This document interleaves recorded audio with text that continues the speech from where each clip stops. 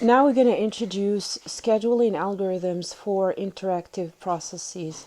So with interactive processes, we do need to use time sharing. So processes need to time share the CPU using preemptive type of scheduling algorithms to give each one of these processes a chance to execute, to run on the CPU and make progress. So among the scheduling algorithms that we use for interactive processes, we have an algorithm that is called round robin, right? So the idea with round robin is we assign a time quantum, right? Or a time lapse queue to each process, and then we allow them to run one by one based on arrival time for queue time, right? So queue here in this example is 2, so we're going to allow each process to run for 2 milliseconds until their burst time has finished.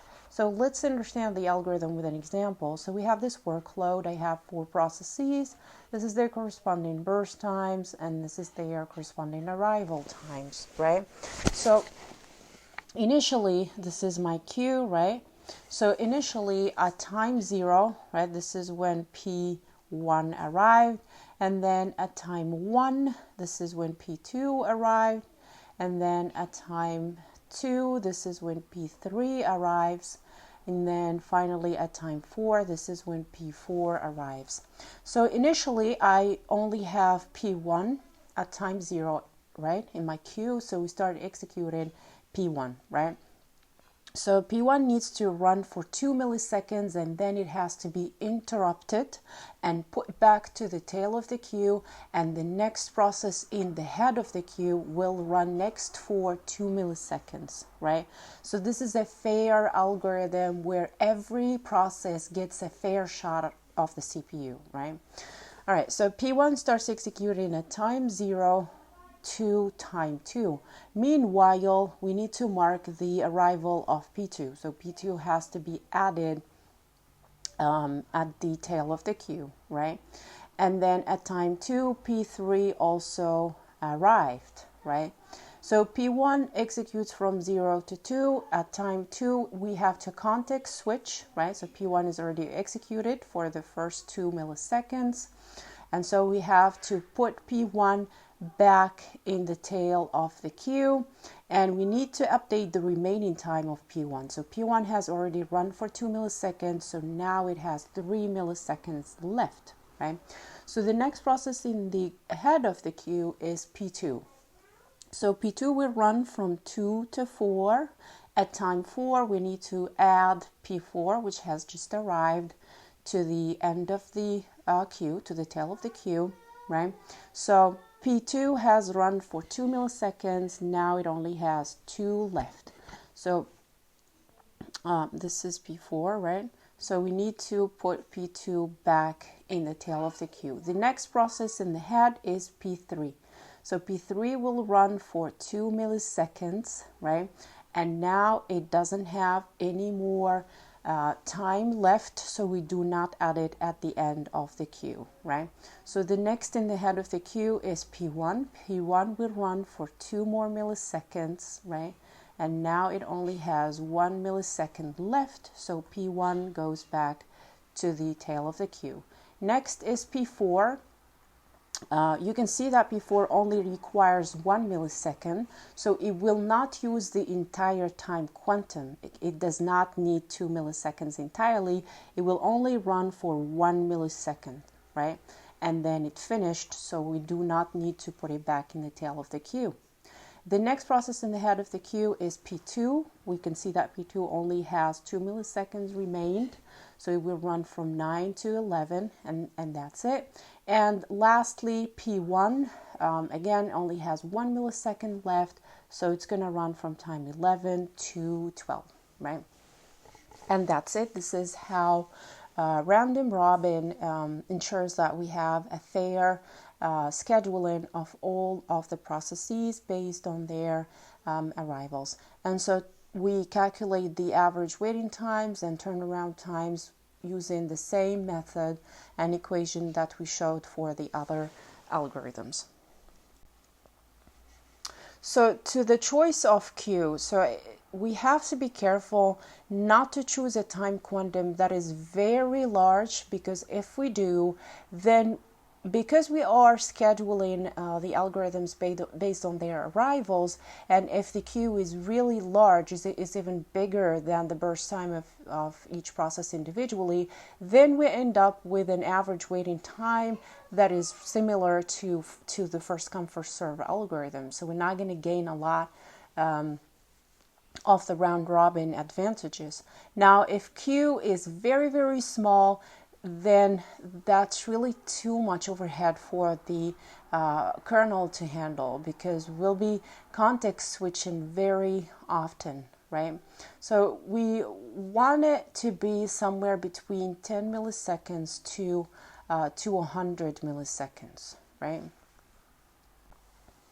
So this is just an example to show you the relationship between the time quantum and the number of context switching based on a process burst time of 10.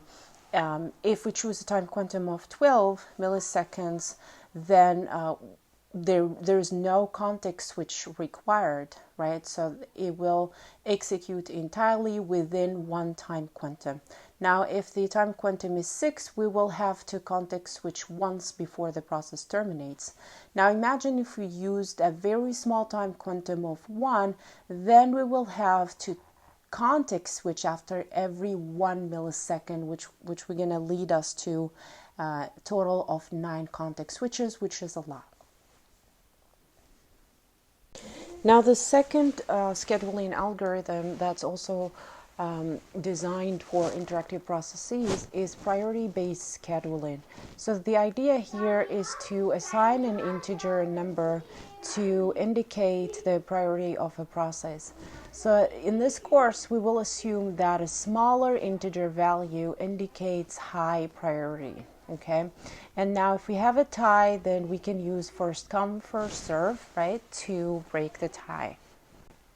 So this is an example. We have 5 processes. This is the corresponding burst times, and these are their priorities. So here we're going to assume that the arrival time is 0, and the processes arrived in this order, P1, P2, P3, all the way to P5. But there will be other exercises where arrival time will be provided as well in the workload, right? So here we're going to assume the order is P1 all the way to P5, and all of them got to the queue at time 0, right?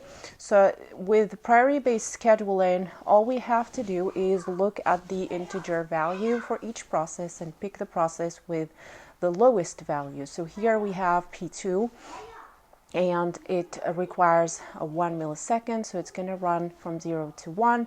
The next smallest one is P5, so it will run for 5 milliseconds, and so on. So then P1 comes next, then P3, and then lastly P4. So then all we have to do is calculate how long each one of these processes have waited to get the average waiting time, in addition to the average turnaround time, right? So the priority itself can actually be both. Some priority-based algorithms are preemptive and some are non-preemptive. So with the preemptive version, whenever we have a new process that arrives to the ready queue, the scheduler has to compare the priorities, and if the newly coming process has a higher priority, then we do get to interrupt the currently running process.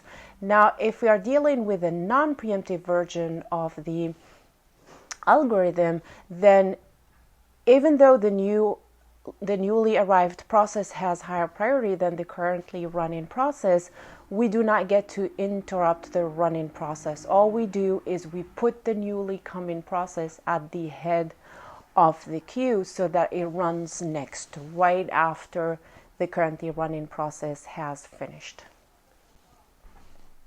So priority-based scheduling may suffer from a problem called starvation. So starvation simply means that the low priority process may actually starve, meaning it may never get to run, it may never get a chance to attain the CPU because high priority processes keep getting to the head of the queue and they keep executing. So this is a problem known as the starvation problem. Now, priority-based algorithms may solve this problem using another procedure that's called aging. So aging simply means that the scheduler may change the priority of the process over time. So as the process ages in the ready queue, we keep increasing its priority so that at a certain point it gets better chance to finally run on the CPU and it doesn't starve forever. Now, there are some alternatives or some other combination of algorithms where we could combine priority-based scheduling with round robin. So, for example, you choose initially you schedule processes based on their priorities, but in case you have a tie, right, like P2 and P3, then we schedule them using round robin to break the tie, right? So initially P4 has the highest priority, so P4 runs entirely, and then because P2 and P3 both have the same priority, and here we are using round robin to break the tie. So each one of these will run for 2 milliseconds until they both finish executing entirely. And then we move to the other processes, which is P1 and P5. Here they have again the same priority integer value. Again, we're going to schedule them using round robin and so on.